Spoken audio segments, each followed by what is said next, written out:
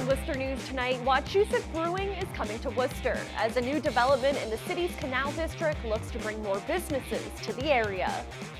Plus, hundreds of college students walk across the stage at the College of the Holy Cross as students and staff show support for survivors of sexual assaults.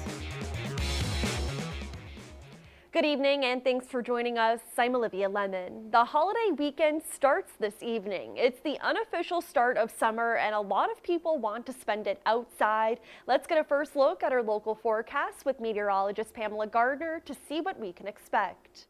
Hey there, good evening. I'm meteorologist Pamela Gardner as we head into the Memorial Day weekend forecast. Our holiday weekend is going to be picture perfect with a chance for a storm or an overnight shower Saturday, but otherwise we're drying things off near 80 degrees for Sunday, a cloudy start, mostly sunny in the afternoon. Monday for Memorial Day services, we will be dry, 69 degrees, plenty of sunshine. And this evening we keep the forecast dry. Our temperatures falling back into the 50s after we hit high temps in the 60s once again across Worcester County. And overnight tonight, we may briefly get close to 49 degrees. By the way, the wind was the big issue this afternoon too, and the wind will subside slowly overnight tonight. It will relax to near calm by Saturday morning with full sunshine ahead. In our forecast the next several days, sunny again for Saturday, showers and storms Saturday night. I'll show you the hour-by-hour timing. Plus, Sunday and Monday looking mainly dry before our next system moves in for Tuesday. I'll show you the 10-day in just a bit.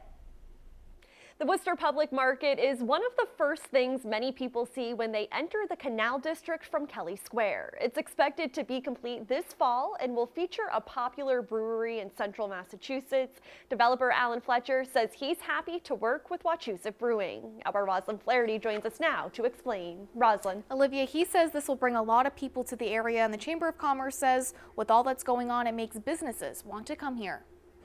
Construction at the Worcester Public Market is coming along in the Canal District. A local brewery will open up shop once it's completed. There was a lot of negotiation and we're totally delighted. Wachusett Brewing Company will open a tap room inside. The Westminster-based business will take over a large portion facing Kelly Square. It's good beer. They'll bring their own fans. They'll establish more fans, but that will flow out into the market hall. Developer Alan Fletcher says the building will consist of 48 units of housing as well as food vendors on the first floor. Worcester Regional Chamber of Commerce President Tim Murray says the city's momentum is building and people want to be a part of it. It's an opportunity for us to go out to other companies that are growing and expanding and saying, this is a city, this is a region that you should look at. Fletcher bought the property at least 5 years ago because he says Kelly Square is the prime commercial location in the city and says his dream is finally coming true. This is legit. They're a great outfit. They're a juggernaut if you've ever been out to Westminster.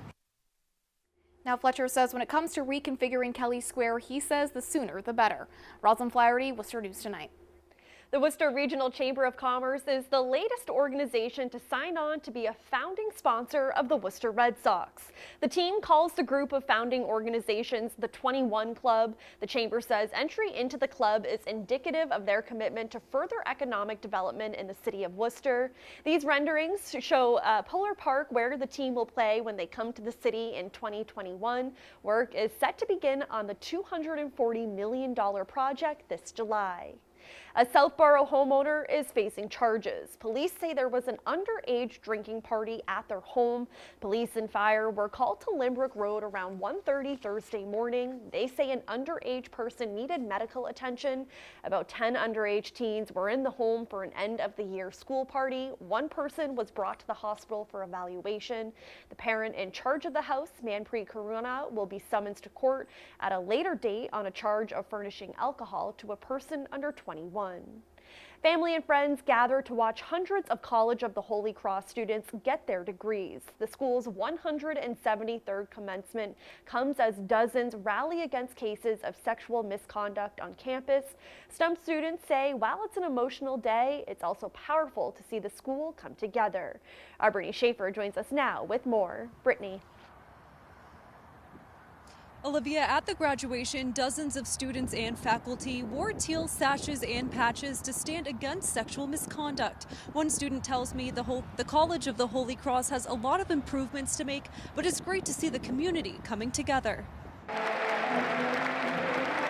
Close to 700 Holy Cross seniors received their degrees after what Jerome Cienko says was an unforgettable 4 years. This day has come in very quickly, and it's worthwhile to try and take everything in while we're sitting in the DCU Center today. And while the school's official color is purple, dozens of faculty and students chose to wear teal sashes and patches to stand against sexual misconduct. This after allegations of sexual misconduct surfaced against a couple faculty members at the college last year. Cienko says it sends a powerful message. I think it shows a great solidarity between faculty, staff, and students, knowing that we have a lot of improvements that we can make as a college, and we're doing it together as one community. It crosses that divide that a lot of other institutions have between administrators and students. And I think here at Holy Cross, everyone comes into community with one another, and that's really what the teal shows. Cienko is from Washington, and attending Holy Cross was his first time in New England. He says being in Worcester taught him a lot. Going to school here in Worcester, I've had a lot of opportunities to be involved in the community through my different community service sides, going out with friends around town. And I really enjoy getting to know the diversity of the community here in Worcester. Graduate Edith Mensa Otabil is from Worcester. She says Holy Cross gave her the opportunity to stay in a city she loves and also travel the world. Go abroad for a month and just, so I did Paris and then I did Italy, and it was just amazing. Like, I take most science classes, being able to take like arts classes and architecture classes. The graduates' closing message to their class: We made it. I couldn't have done it alone. Thank you. Cienko is heading to China to work for the Peace Corps, and Mensa Otabil will be doing research at UMass Medical School. Live at Holy Cross, Brittany Schaefer, Worcester News Tonight. Doherty Memorial High School is showing the city where their class of 2019 is heading next. Signs with the names of college and universities from across the country are scattered on their front lawn. The school sign reads, "The class of 2019 is going places." Some of the colleges include Worcester Polytechnic Institute, University of California, and Harvard. The school says they are proud of their students' hard work and know they will continue to succeed in their futures. The Worcester Public Schools' last day is June 18th. A nonprofit preservation group is working with the city to transform the Worcester Auditorium into an innovative technology, arts, and education center. The project is expected to cost more than $90 million. The Architectural Heritage Foundation has been studying the building for 2 years. They say they are excited to work with the city and are pleased with their commitment to the revitalization of Lincoln Square. The building was constructed in 1932 as a memorial to local veterans who fought in World War I. It's been completely vacant for almost 20 years. An annual Worcester Book Drive breaks its record by collecting 40,000 books in a single year. The Worcester City That Reads Drive broke the record by more than 6,000. It's the Book Drive's 14th year. The books are all donated at various drop-off locations throughout Worcester. Head organizer John Monfredo says it's exciting to see people in Worcester valuing the importance of early literacy and reading. We're making the community aware of how important it is to put a book in a child's hands, because believe it or not, there's still many people in the community that come from third world countries that don't have any books in their hands, and we want to try to give those books out in summertime, have them read, and continue to make reading part of their everyday life. And the books will be given to schools and students next week. For years, the Boys and Girls Club of Worcester was located at 65 Tainter Street, but from now on, the street will be known as Boys and Girls Club Way. The same name was given to Worcester's Kilby Street earlier this year. City officials say it's another step in the city's revitalization. Our Cam Jandro has more. A downpour couldn't stop Worcester's Boys and Girls Club from celebrating their new street name. What was once Kilby and Tainter Streets is now Boys and Girls Club Way. But the heroes today were our kids. It's because of our kids that we have a new name of our street.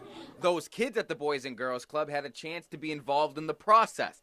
They asked to change the name, thought of a new one, and brought it to City Council. I came here and taught them how to work with, how to be able to do the petition, how to present themselves, what's an item number. And they did, and they went and they spoke and they presented. With the DPW, with planning board, so they really got to see the full process. And I think what they learned was that you got to stick to it and that you don't give up. The city held a similar celebration earlier this year when the Kilby Street portion was changed to Boys and Girls Club Way. City manager Ed Augustus, a Boys and Girls Club alum, says Thursday's celebration is proof the city is focused on more than just the big projects. According to the Maine South CDC, there have been more than $50 million in investments in their neighborhood. Maine South has evolved brand new housing that is anchoring people in this neighborhood, raising their families, providing stability to this neighborhood. Cam Jandro, Worcester News Tonight.